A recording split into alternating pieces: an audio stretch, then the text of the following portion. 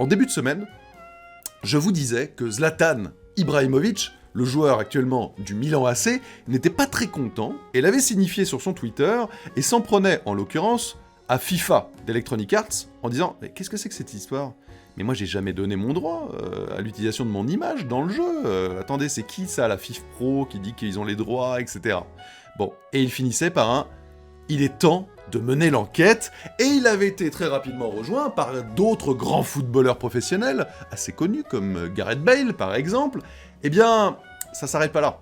L'histoire rebondit et continue puisque, désormais, c'est l'agent même de Zlatan, qui s'appelle Mino Raiola, qui s'est entretenu avec le journal anglais The Telegraph, soulignant que désormais, près de 300 joueurs, quand je dis joueurs, c'est footballeurs, considèrent une action légale pour utilisation de leurs droits à l'image dans les jeux FIFA. Je le cite. « Nous n'attaquons pas la qualité du jeu d'e-sport. Nous attaquons le système. Le système a un souci et c'est un combat que Zlatan veut mener pour tous les joueurs. Que va-t-il se passer ? Nous nous battrons jusqu'à ce qu'il y ait de la clarté et nous porterons le combat devant les tribunaux. Les déclarations d'e-sports indiquent qu'ils ont conclu des accords avec des personnes qui ont des droits. Mais cela vient de personnes qui disent qu'elles ont quelque chose qu'elles n'ont pas. C'est comme si vous vendiez ma maison, mais que ce n'était en fait pas la vôtre.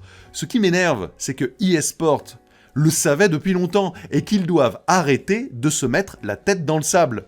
Les droits d'image individuels du joueur ne sont pas avec FIFA, ni FIF Pro, ou encore le Milan AC. Ils appartiennent au joueur lui-même. Bon, très bien.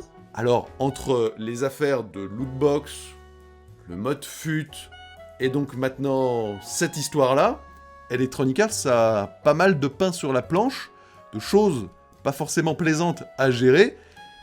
Et c'est vrai que, bon, les histoires de droit à l'image, là on parle évidemment de joueurs pour certains millionnaires, mais bon, ça reste des individus, hein, comme vous, comme moi, et si vous étiez quelque part où vous n'aviez jamais demandé, vous n'avez jamais donné les droits et tout, ça vous ferait peut-être un petit peu bizarre, donc en l'occurrence, il semble assez déterminé à faire avancer les choses, on verra ce que ça donnera à la fin.